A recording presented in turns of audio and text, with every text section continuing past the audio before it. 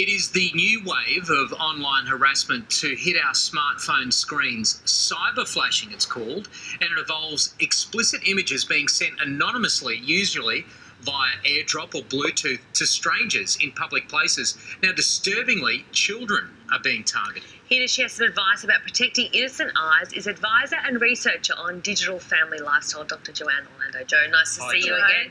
All right, so I guess paint the picture for us. What is cyberflashing and how would it play out in a typical scenario? Yeah, all right. So imagine you're a 13-year-old girl catching the bus home from school, just on your phone, doing your own thing. Mm-hmm. All of a sudden, an image will come onto your phone, and it's normally a very sexually explicit image. Mm-hmm. Now, you can it comes via Bluetooth, so if you've got an iPhone, it's on Airdrop. Yep. And then you can accept or decline that image, but you can see that image very, very clearly. So it comes from someone around you. So it could come to you, me, could come to her, could go to your nonna.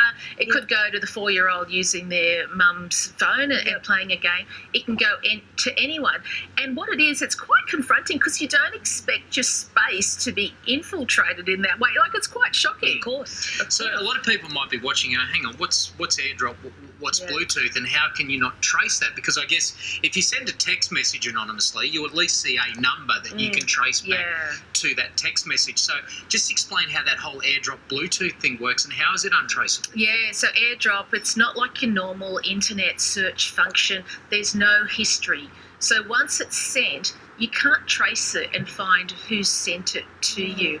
So when a person's sending it, say they're on the bus with you, they'll just have the photo, they'll turn their Airdrop facility on, and they'll see all the phones that have got their Airdrop open, and they might send it to some of them, they might send it to all of them, as long as they're people within a 10-metre radius, and they'll just press send. Now, they might stay there and see that, And is that the I guess the thrill, for want of a better word, to watch the recipient squirm, to watch them be uncomfortable? What is the point? Yeah, so it is. It's part of the thrill, I think, but it's also a form of bullying if we think of it like that.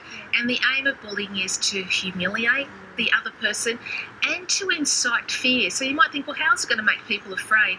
Well, you're a 12-year-old, you get this photo. So one, it's quite a confronting photo, but you also might think, well, how did they get that photo? Is it someone's head and someone's body? Have they taken a photo of me? Are they going to do that to me and then send a photo of me around? So it's really that unknown. And because it's anonymous, those sort of fears are exacerbated as well. Well, I know there's laws around what you can share online, and I know that, governing bodies are really clamping down on that. So what are the rules around this? I mean, can you go to the police? I mean, what rights do you have to protect yourself if you do find something like this on your device? Yeah, so cyberflashing isn't sort of a legal term yet, so there's no complete ruling around it yet. But it is online bullying, so we know there's regulations around that. And if the image is of someone who is a minor, so under 18, then it's also sharing a child pornography. So it does fall under those umbrellas, and the police do want to know about these kinds of incidences so they can start to develop, what needs to be done. But the thing about technology is we are using it in so many ways, and the laws aren't keeping up.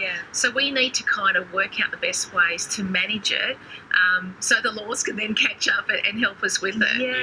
So I guess what steps then are tech companies taking to try and limit the risk of this kind of happening?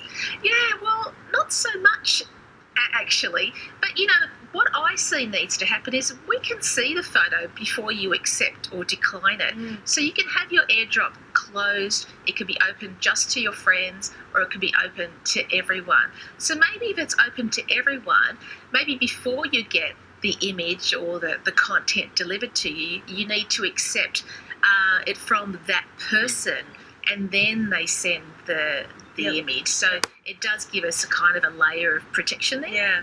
What about really young kids? I mean, so much we talk about now is educating our kids online and how to deal with it. So what should a parent be saying to, I guess, a child at any age, particularly under the age of 10 if they receive something like this? And it can happen easy. So one, you want to make sure that your Airdrop is closed. But two, you want to help the child to understand why someone would want to do that. You know, what are they doing it for? I would say that they want to shock you. They want to surprise you. They want to get a reaction out of you. Just like someone pushing you over in the playground, it's the same. They're just doing it another way, and they're trying to make you really scared. So if the child knows that's the situation, they can feel a little bit more in control that that's why it's happening. Very perverse and very scary, Jo, but it's something I hadn't heard of until we had this topic today. But it's a great thing to be aware of. So thanks very much for joining us today.